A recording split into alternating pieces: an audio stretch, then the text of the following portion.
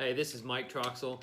I just wanted to take some moment to introduce myself a little bit and tell a little bit more about myself and kind of what the backstory of what has led me to start my own financial coaching and education business. So I really like working for myself. I like to be able to control my schedule. Those are the obvious. I like to be able to keep the money that I make and not have to give that to an employer that I work for. Obviously, those things play into it. I just love freedom. I love to be able to create what I want to create and to do it in the way that I want to do. And I'm also kind of a fly by the seat of the pants kind of person. And so that being able to work for myself allows me to be much more free, not just in my expression and creativity of the things that I produce, but and the direction I go, but just kind of how I run my schedule in my life. It's obvious. My wife has laughed at me. I would tell her, "Hey, let's go on a vacation to go across the state or across the country," and she says, "Where do you want to leave?" I said, "Oh, an hour or two. Will that work?" And she kind of would freak out, but she's gotten adjusted to that over time. I really enjoy being spur of the moment with a lot of things. I'm also very romantic, and so I do a lot of spur of the moment things for her as surprises. It's just kind of a personality trait that I have that I've developed over the years, and I still try to rein that in with some direct and specific scheduling as well. And she's really helped me a lot with that. So I spent about 18 years as a pastor and an evangelist. I've traveled all over the country, around the world, in 19 countries and 4 continents. Have had an enormous amount of opportunities to meet a lot of people and have just enjoyed it. I love to travel. I love the opportunity to meet people and to engage them. But in the course of those travels and speaking to thousands of people over the years, I've had the opportunity to learn a lot about what people are struggling with. And one of the things that people really seriously struggle with is their money. They struggle, and the money has an impact upon their relationships with each other in their home, with people at their job, people in their community. What people feel about what's happening with their money has a lot to do with how they feel about their own identity. And so it's helped me to understand, the important need of really helping people to be sound in their financial experience. Also, I learned that a lot of how money and how we relate to money and how we treat it and handle it really has an impact on what we even think and feel and believe spiritually. Those are very related. They interact and interplay with each other, our belief systems, very important. And so those things have played a lot in that. And I've had a lot of opportunity to really help some people really transform their personal finances and to make their life individually and for their family much better, which has been wonderful. So that was part of my experience. And then I got into investing a number of years back, and I was doing business acquisition and real estate investing, and that was fun. I enjoyed that, and I was in the middle of a business acquisition deal, and that was a really great business. I was really excited about acquiring, and while I was in the middle of that, at the end of the year, several years ago, I went mountain climbing, which I've loved to do over the years. And so while I was out mountain climbing, I got bit by a tick, and I didn't realize that I'd been bitten until several days later when I found the tick lodged on my side after I'd returned home.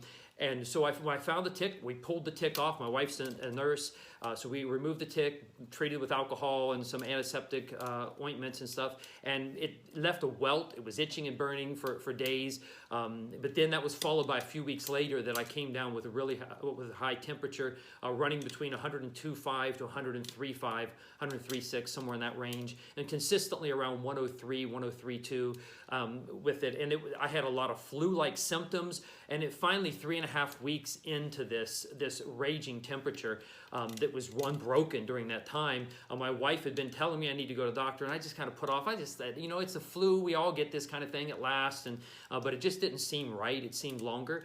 She found me passed out one morning after I'd taken my shower, and she walked in the bathroom and found me there laying on the floor of the bathroom, which was very scary to her. I didn't know the difference. I was out. But when I woke up, then she insisted that I go to the doctor, and I went to see my physician. My temperature when I walked in was 103.2. The physician looked at me and with my complaints about my neck and pain, thought I had spinal meningitis with all the symptoms we had gone through, and didn't even bother any further tests. Just said, "Look, you're going straight to the ER." I went to the ER, and there they were super concerned. They did a spinal tap. It actually came back negative for spinal meningitis, which was a good thing in some ways. Other ways it wasn't, because I really still didn't know what the problem was, what was happening. And so they admitted me in the hospital. I was there for 8.5 days while they did tests on me. Finally, just before being able to leave, they figured out what it was. It was a very difficult situation. You know, struggling. I thought at one point I had gone down so bad physically that I was really concerned I wasn't going to make it out of the hospital. I had my wife call my kids in. I wanted to be able to tell them I loved them one last time. I really thought I was dying. I could tell everything felt different in my body, something unlike anything I'd ever experienced. And I woke up that morning just feeling like something was tragically wrong. I made it through that, and they identified what it was. I got treatment. Treatment lasted for a few weeks. About a month or so, and so I've been clean and free from the Lyme disease, which is what I was diagnosed with, and probably some other tick-borne illnesses that are related to that ticks give, but they're all treated with basically the same antibiotics. So it would fix that problem for me. But a few weeks after I finished my treatment and everything I thought was great, I herniated a disc in my neck, and then I went through treatment, rehab, chiropractors, and it just kept getting worse. I was losing feeling, and when I scalded my hand and blistered it up with terrible burns, and I didn't even know that I had done it, my wife insisted at that point that we get me in to see a neurosurgeon to get some checking. And so she contacted some of her friends that she works with at the hospital. They got me an appointment, did an MRI, and found immediately that I had herniated the disc, and a part of it had broken off and was actually sliding into the nerve canal and was causing me a temporary some limited paralysis and nerve damage. And the doctor insisted that I have immediate surgery. So I had neck surgery. They fused a couple joints in my neck, cleaned out some of the spurs, and fixed the disc problem that was there. So that was combined. And during the same time, my wife, they thought she had breast cancer. She ended up having 2 surgeries through that. So in a space of 6-7 months of time, my wife had 2 surgeries. I had a hospitalization and a surgery, and the combination of all of that was that we got hit with an enormous amount of medical bills. Our normal out-of-pocket medical expense limit is around $16,000, $15,000, something like that. I don't remember the exact number, but because some of the things that the insurance refused to cover are out-of-pocket from those about 7 months of time, we ended up with about $41,000, a little over $41,000 in medical debt as a result of that was out of pocket.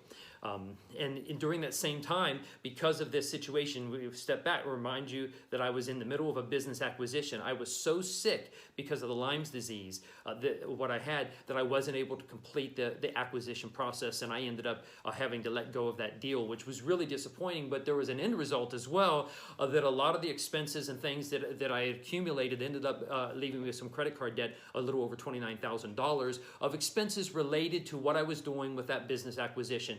That was a whole range of fees. There's a lot of stuff that I did as a result of that. So I ended up over $70,000 in debt in just that short amount of time because of this unavoidable medical things that my wife and I had not had planned into our budget. So that really put us in a difficult situation. And so it just so happened that a good friend of mine who was my financial advisor had been telling me, Mike, you need to actually come and get licensed, work with my brokerage. They'll fully get you licensed federal and state level. You'll be able to expand onto your investments and grow in the area of paper assets and help people and give them coaching in the area of market type products. So stocks, bonds, mutual funds, ETFs, and a whole range of other items along with that. And so I ended up doing that. He kept after me for a number of months, and I eventually, once I was recovered and was with everything, I was doing well physically. My wife had recovered from her surgeries. We decided to do that. It was about the same time that all those medical bills were coming in, so it really hit a great time for me, and it added the component of being able to understand financially what's happening in the market and how the markets work together with the economy and what those market products do and the benefit they can be in people's lives. So expanded my knowledge of investing and the kind of things that I'm able to coach people on, which has been wonderful. So I worked a couple years as a stockbroker, financial advisor, and had a great experience doing that, learned a huge amount, and really enjoyed what I was doing, but it really didn't satisfy sufficiently the needs that I have. I've traveled a lot. I've worked worked independently. I've spoken all over the country, and that's been something that I've really enjoyed. And I didn't have, while working with the brokerage, that level of freedom. I was really stuck in one location a lot more than what I wanted to be, and I wasn't able to produce and create my own stuff because of regulations and compliance and all the things that are a result of the financial industry.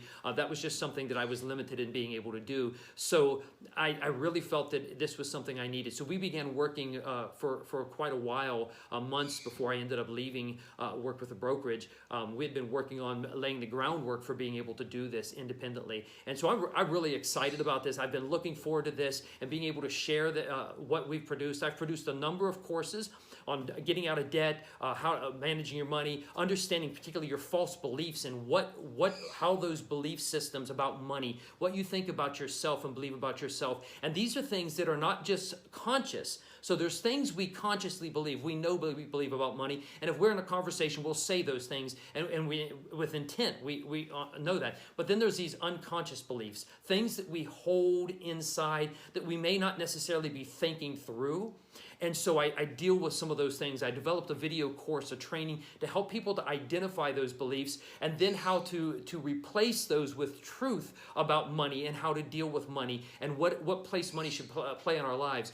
So it involves investing and taking risk and a whole range of items that are involved with that. So really excited about a lot of those things that I've been able to produce. So all of that is a combination of what led to where I'm at. So going through that whole medical situation for me and my wife, and then working through it. So from the time that the medical bills started to come in, 14 months later, just shy of days or a couple weeks shy of being totally 14 months from the time our first medical bill actually came in, we clicked submit on the payment for that last medical bill and the credit card bill for that, which was outstanding. That was an amazing thing. And there's a process that I used, and I searched for answers. I was hunting and digging. I was reading. I was listening to, combining with everything I'd already learned and things I was coaching people with. I was learning a lot of other stuff. So I was really uncovering false beliefs that I had about money, things that I thought and that affected the way I viewed myself and money that put me in kind of the situation where I was at, in addition to the medical things. And so going through and changing a lot of that, learning and unlearning a whole range of items, I was able to develop a system for getting out of debt, which is an outstanding system. I'm super excited about it. It's simple, it's quick and efficient, and it really nails down, walks people through. So I put together a video course on that. It's called FAST, F-A-S-T, Fast Debt Elimination, and I'm really super excited about that, to be able to offer that. And so it comes from a background of having gone through a huge amount of debt and then being able to develop a process of how I would tackle that debt and to get out of that debt and to be able to do that effectively, and then to be able to share that now in a system that makes sense, that walks people through step by step all of the things that they need to do in the process. How do you set up a budget? How do you set up a personal financial statement? What part do those play? How do you deal with your income, your expenses, assets, liabilities? What are these and what relationship do they have to your life and where you're at financially, and how to get out of debt, how to build wealth, and then developing the principles which we lay in the fast debt elimination process, as well as the 8 false beliefs course that I teach.